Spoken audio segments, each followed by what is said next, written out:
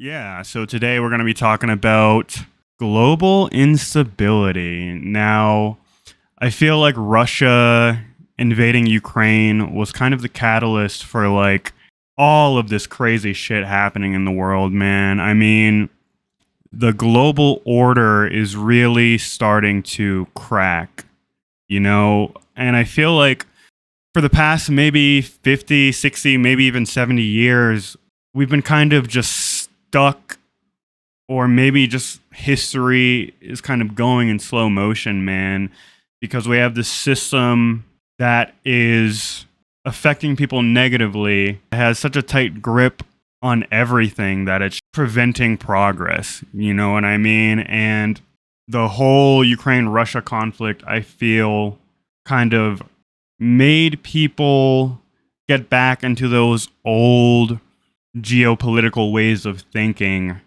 and it's brought up old battles and old struggles into the forefront, and that includes things such as capitalism versus socialism and communism. You know what I mean?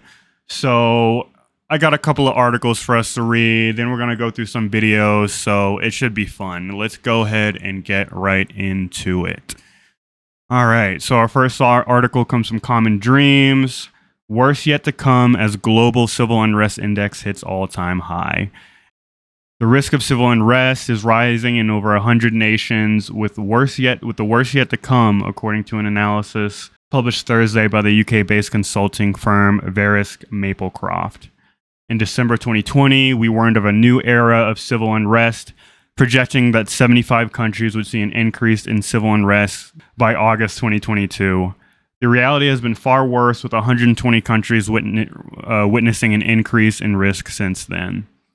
With more than 80% of countries around the world seeing inflation above 6%, socioeconomic risks are reaching critical levels. Stability within countries, the firm found that 42 nations saw an increased risk of having their governments challenged or toppled, compared with 27 countries where it dropped.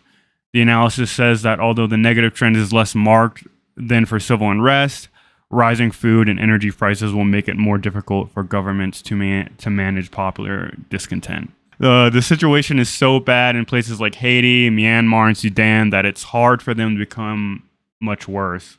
Therefore, countries in Europe that have to date enjoyed much more stable environments are likely to see bigger increases in risks. The analysis specifically raises alarm about Bosnia and Herzegovina, Switzerland, the Netherlands, Germany, and Ukraine, which was invaded by Russia in February and continues to endure a war with global repercussions, especially in terms of energy. So yeah, like I said, man, there's a lot of freaking crazy shit going on in the world right now.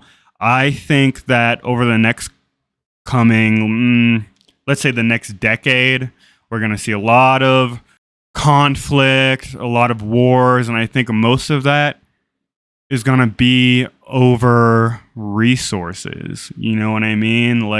Climate change is really starting to take its toll on the world, man.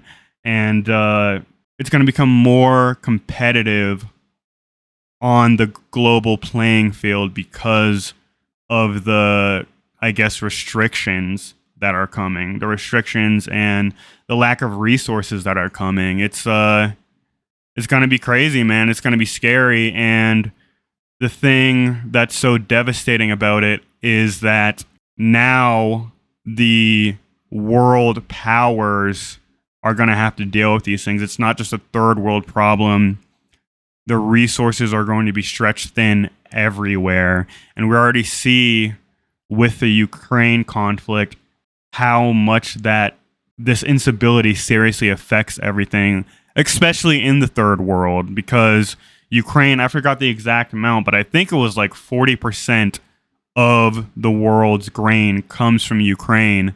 And I know that they've been trying to do some things to get things through, and they have worked in some ways, but it's nowhere near enough. You know what I mean? It's getting bad in places in Africa and some poorer countries in Asia. Oh, and especially in countries in the Middle East where they're not getting, where some of these places like 70, 80, even 90% of their grain comes from the Ukraine. So a lot of instability, a lot of fucked up shit going on, you know what I mean? And like I said when I first started the stream, like this has been decades in the making, man. It's the accumulation of power and capital in the hands of such a tiny percentage of the population. It just breeds chaos because having people who have so much control over huge sections of the economy and how nations operate just isn't functional, because when you don't have more people's input, when you don't have democracy, you have people just trying to do things for their own benefit instead of what helps everyone out in the long term. You know what I mean? It's a strategy of divide and conquer. It's a story as old as time.